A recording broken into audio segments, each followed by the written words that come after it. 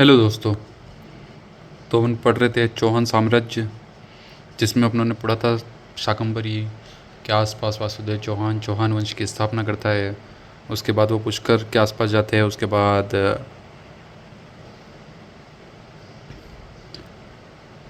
अजमेर को अपनी राजधानी बनाते हैं और अजमेर पे शासन करते हैं। अजयपाल अजमेर को बसाता है और अजयमेरु दुर्ग का निर्माण करता है। उसके बाद आनाजी आते हैं जो आना सागर झील का निर्माण कराते हैं। उसके बाद विग्रहराज चतुर्थ आता है जिसके समय दिल्ली तक अपनी राजधानी फैलाई उसने, और स्वर्णकाल था उस समय चौहानों का। उसके बाद अपने पृथ्वीराज तृतीय आते हैं जो कि तराइन का युद्ध करते हैं। उसके बाद उसका पुत्र गोविंदराज रणथंभौर में चौहान वंश की स्थापना करता है, जिसमें अपने हमीरदेव चौहान पढ़ा, जिसने अलाउद्दीन खिलजी के साथ युद्ध किया और अपने राजस्थान का पहला शाखा किया 1301 में। उसके बाद अपन पढ़ते हैं झालोर के चौहान। कौन से आते हैं? झालोर के चौहान। तो झालोर का प्राचीन नाम था जाबालीपुर। जाबालीपुर माना जाता है उस समय जाबाली ऋषि की तपोभूमि थी। जाबाली ऋषि रहा करते थे यहाँ, इसलिए इसको जाबालीपुर कहते हैं। और झालोर के और उपनाम है ग्रेनाइट सिटी। क्या बोलते हैं झालोर को? ग्रेनाइट सिटी या सुवर्ण नगरी। इन दोनों के नामों से भी झालोर को जाना जाता है। ये दो शब्दों झाल और मतलब वक्षों से गिरी हुई सीमा, इस नाम से इसको झालोर को जाना जाता है। झालोर में चौहान वंश की स्थापना होती है 1181 या 82 ईस्वी में। कीर्तिपाल चौहान करता है। कौन करता है? तो झालोर में चौहान वंश की स्थापना कौन करता है? कीर्तिपाल चौहान। रणथंभौर में कौन करता है? रणथंभौर में करता है अपने गोविंदराज। कीर्तिपाल चौहान के बारे में ऐसा माना जाता है इसने एक उपाधि धारण की थी, कितु एक महान शासक। ये देता है मोहम्मद नैन्सी। झालोर के चौहानों की जानकारी अपन को अधिकतर मोहम्मद नैन्सी के ग्रंथ से मिलती है। मोहम्मद नैन्सी के बारे में अपन पहले पढ़ रखा है, एक बार पढ़ लेते। ये जोधपुर के राजा जसवंत सिंह का दरबारी विद्वान था मोहम्मद नैन्सी। इसकी दो रचनाएं मोहम्मद नैन्सी ख्यात और मारवाड़ परगना विगत। मारवाड़ परगना की विगत को राजस्थान का गजेटियर भी कहते हैं। जयपुर के एक मुंशी देवी प्रसाद हुए जो मोहम्मद नैन्सी को राजपुताने का अबुल फजल कहते हैं। किसका कहते हैं राजपुताने का अबुल फजल? कौन हो गया? मोहम्मद नैन्सी। किसने बोला? मुंशी देवी प्रसाद ने। तो ये मोहम्मद नैन्सी के बारे में भी अपने थोड़ा सा पढ़ लिया। झालोर में चौहान वंश की स्थापना कौन करता है? कीर्तिपाल चौहान। कब करता है? 1181 और 82 ईस्वी में। फिर इनके बाद कालांतर में एक झालोर का प्रतापी शासक हुआ था कानड़देव चौहान, जिसके बारे में अपन पढ़ेंगे। इसका शासन 1305 से 1311 ईस्वी तक रहा। ऐसी जानकारी कानड़देव प्रबंध, जो कि पद्मनाभ ने लिखी थी। किसने लिखी थी? कानड़देव प्रबंध।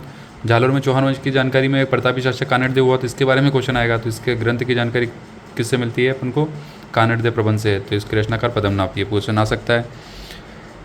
अब मोहम्मद नैन्सी ऐसा कहता है कि झालोर में उस समय शासक था कानड़देव चौहान, और दिल्ली का सुल्तान कौन था? अलाउद्दीन खिलजी। 1296 से 1316 ईस्वी में अलाउद्दीन खिलजी ही अधिकतर राजस्थान पर आक्रमण करता है। तो अलाउद्दीन खिलजी की क्या थी? साम्राज्यवादी नीति।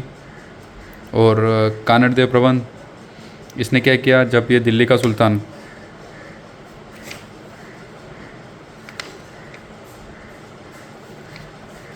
जब गुजरात जा रहा था तो इसको अपने रास्ते से निकलने के लिए मना कर दिया था। तो इसने 1305 ईस्वी में एक सेनापति भेजा इसका, एन-उल मुल्तानी।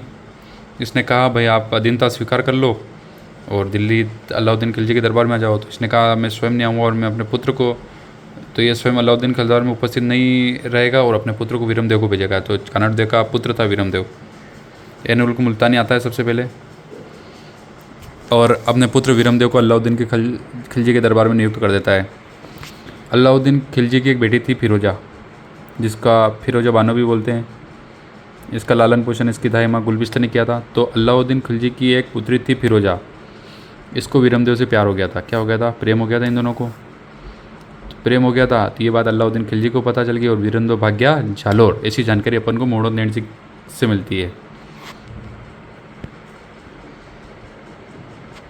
तो मोहम्मद नैन्सी ऐसा बताता है कि अलाउद्दीन खिलजी द्वारा झालोर पर आक्रमण करने का कारण यही था वीरमदेव फिरोजा की प्रेम कथा।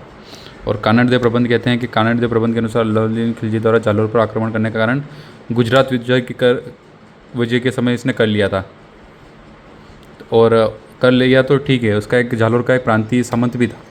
उसने क्या किया? इसकी लौटती हुई सेना पर आक्रमण किया। ये झालोर, ये दिल्ली का बादशाह कौन? अलाउद्दीन खिलजी। इसका एक सेनापति गया उल्गू खां। कहाँ गया? गुजरात, अहमदाबाद।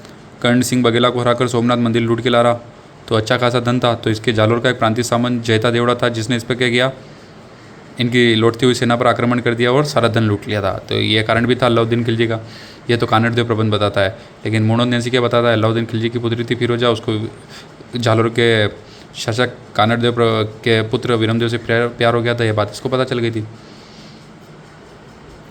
1308 ईस्वी में फिर ये 1305 में तो उसको बोलता है एनुल मुल्तानी को, और 1308 ईस्वी में बेचता है कमालुद्दीन गुर्ग को। अब सबसे पहले आक्रमण करेगा सिवाना दुर्ग पे, क्योंकि जालोर दुर्ग की कुंजी थी सिवाना दुर्ग। क्या थी? सिवाना दुर्ग। तो सिवाना दुर्ग बाड़मेर में हल्देश्वर पहाड़ी पर स्थित है। जिस प्रकार रणथंभौर को जीतने से पहले किसको जीतना पड़ता है? जाइन को रास्ते में आता है, तो जाइन रणथंभौर की कुंजी। इसी प्रकार जालोर दुर्ग की कुंजी सिवाना दुर्ग है। ये बाड़मेर में हल्देश्वर पहाड़ी पर स्थित है। इसका निर्माण 10वीं शताब्दी में वीरनारायण प्रवार ने कराया था।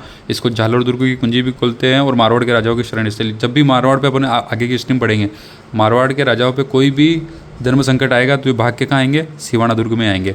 तो सिवाना दुर्ग मारवाड़ के राजाओं की शरण स्थली भी है। इसका नाम बदलकर खैराबाद रख देते हैं। तो 1308 में अलाउद्दीन खिलजी किसको बेचता है? कमालुद्दीन गुर्ग को।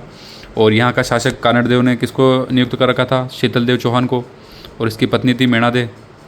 इसका पुत्र सोमदेव चौहान वीरगति को प्राप्त होता है। इस युद्ध में युद्ध होता है सिवाना में। तो सिवाना का युद्ध होता है 1308 में। कमालुद्दीन गुर्ग और शीतलदेव चौहान या सोमदेव चौहान भी बोलते हैं इसको, इसके बीच में। और सोमदेव केसरिया करता है और इसकी पत्नी मेणादे जौहर करती है। और यहाँ पर क्या होता है? केसरिया ये हो जाता है, शाखा होता है। तो राजस्थान का दूसरा शाखा कब होता है? ये होता है राजस्थान का नहीं, मतलब चौहानों का दूसरा शाखा। इसका एक सेनापति था भावला, जो विश्वासघात करता है और इसके अंदर सिवाना दुर्ग के अंदर कुंड बना हुआ है, मामदेव कुंड। उसमें गोरक्त मिला देता है तो पीने के पानी की समस्या आ जाती है, जिससे इस दुर्ग के गेट खोलने पड़ते हैं और युद्ध करना पड़ता है। तो किस किस के बीच में हुआ था? अलाउद्दीन खिलजी और यहाँ का शासक किसको नियुक्त कर रखा था? कानड़देव ने शीतलदेव चौहान को। शीतलदेव चौहान केसरिया करते हैं और इसकी पत्नी मेणादे क्या करती है? जौहर। और ये युद्ध जीतने के बाद इसका नाम बदल कर सिवाना का क्या रख देते हैं? खैरादाबाद। इसको झालोर रियासत का प्रथम शाखा कहते हैं, क्योंकि झालोर रियासत में पहले ही शाखा हुआ था। और सिवाना दुर्ग का प्रथम शाखा सिवाना दुर्ग में पहली बार हुआ है, तो सिवाना दुर्ग का प्रथम शाखा। फिर 1308 के बाद 1311 में तब ये अधीनता स्वीकार कर लेते हैं, वीरमदेव को भेज देते हैं इसके दरबार में। तब वीरमदेव भाग के आ जाता है और अपनी पुत्री के प्रेम की पता चलता है। तो अलाउद्दीन खिलजी कहता है कि मेरी पुत्री से विवाह कर लो और ये जालोर का दुर्ग मुझे सौंप दो। तो ये मना कर देता है और भाग के आ जाता है। तो अपने पिताजी को आके बात बताता है, युद्ध के लिए तैयार रहते हैं। तो 1311 में अलाउद्दीन अपने कमालुद्दीन गुर्ग को आक्रमण करने के लिए भेजा जालोर पे।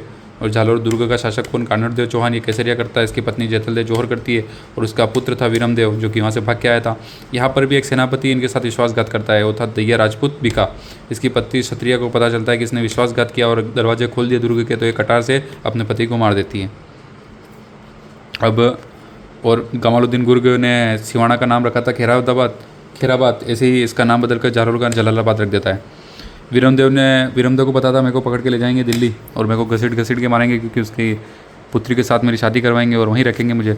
और तो इसने क्या किया? वीरमदेव ने अपनी कुलदेवी आशापुरा माता के मंदिर में अपना सिर काटकर उनके चरणों में चढ़ा दिया। तो 1311 में जालोर रियासत का दूसरा शाखा होता है। जालोर दुर्ग का तो खत्म होता है, जालोर रियासत का दूसरा कैसे हुआ? क्योंकि पहला सिवाना में हो गया, 1305 में शीतलदेव ने कर लिया। तो 1311 में जालोर रियासत का दूसरा होता है, जालोर दुर्ग का पहला होता है। यहाँ अलाउद्दीन खिलजी अपनी एक मस्जिद बनाता है, जिसे तोपखाना मस्जिद कहते हैं, और फिरोजाती की मस्जिद भी बनी हुई है। कालांतर में ऐसा माना जाता है कि वीरमदेव की गर्दन को ये अलाउद्दीन खिलजी अपने साथ वहाँ ले गया दिल्ली और अपनी पुत्री फिरोजा को दी। तो फिरोजा ने अपने सिर के साथ, वीरमदेव के सिर के साथ नदी में कूद के अपनी जान दे दी, क्योंकि ये इसे इतना प्यार करती थी। तो ये है अपने झालोर के चौहानों के बारे में, बस इतनी बात मिलती है अपन को। तो झालोर के चौहानों के बारे में दो प्रमुख फिरोजा और वीरमदेव की प्रेम कहानी बताते हैं, मोहम्मद नैणसी। और बाकी युद्ध की जानकारी, जो दिल्ली गुजरात से लौट रहे थे, उनकी सेना को नहीं निकलने दिया, उनके साथ लूटपाट की गई, ऐसी जानकारी हमें कानड़देव प्रबंध से मिलती है, जिसके रचनाकार कौन थे? पद्मनाभ। तो ये जानकारी अपन को मिलती है। धन्यवाद। ये अपने चौहान वंश लगभग कंप्लीट हो गया। अब अपन अगली क्लास में कुछ अगला वंश स्टार्ट करेंगे। धन्यवाद।